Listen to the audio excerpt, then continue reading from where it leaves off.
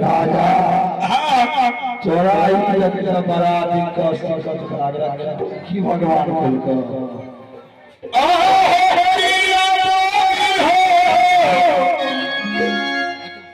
बाबा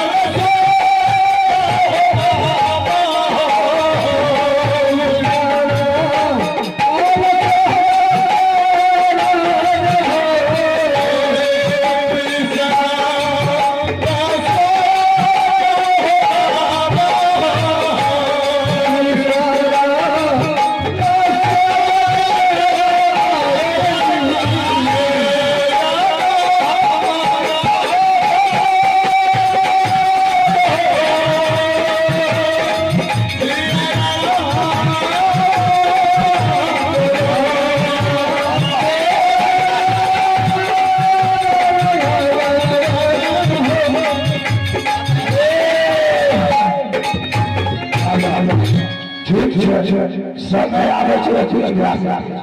इस समय का लोग छिए जिया अच्छा क्या देखो रे सब घूमे लगाएगा अच्छा वो बच्चा वो बच्चा की करे समाज में चीज साथी कर समाज में जाना चाहिए पूछना चाहिए अल्लाह रानी हो गई है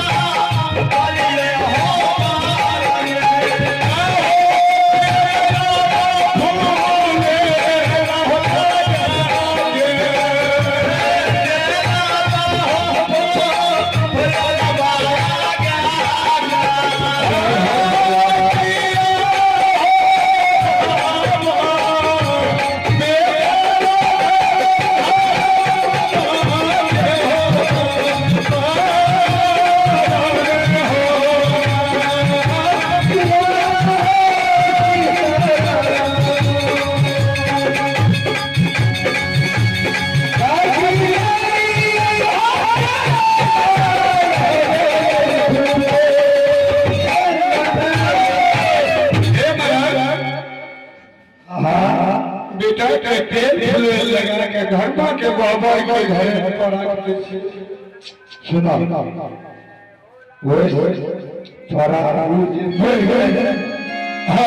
थोड़ा अच्छा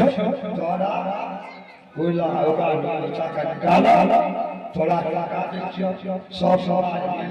कोई बच्चा का जा हिंदू का दोनों बोले आजाद अहो मेरे रजबो राजा हो सुनिए हमारा बाबा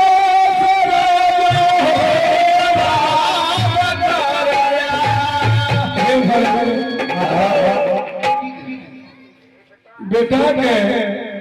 नहीं आए मैं जरूर दे पाएंगे नहीं दे बेटा के भले धर्म को हवा के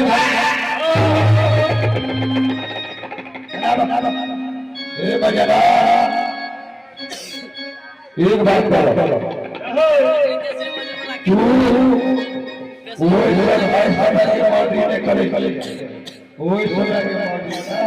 तू मुंह करा कर पंचायत कैसे तो करा गए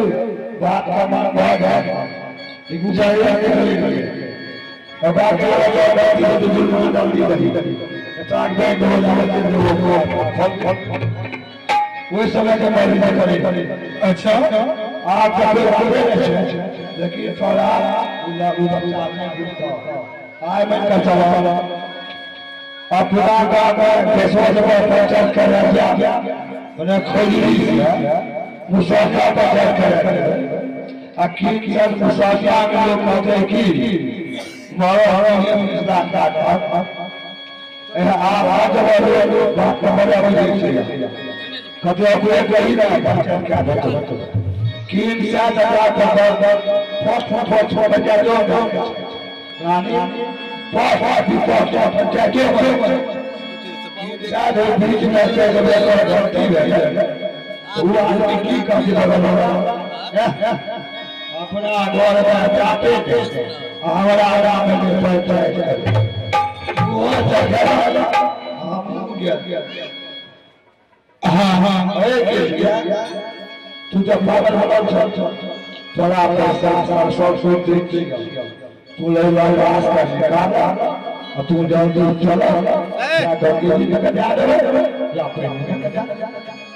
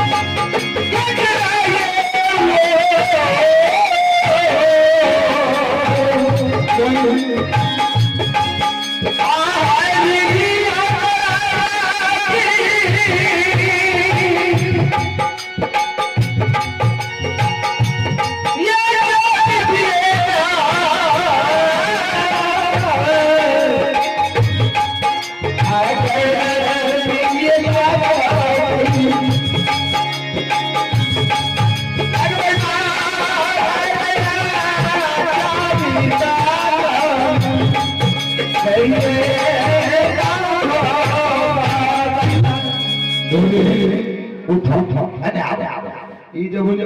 आगे ये क्या हुआ है बड़े बड़ा बात डटा तो बोलिए हाय तुम का जटानी बेसी बेसी मरो वो जे आदमी हो वो आदमी आपने ठीक थे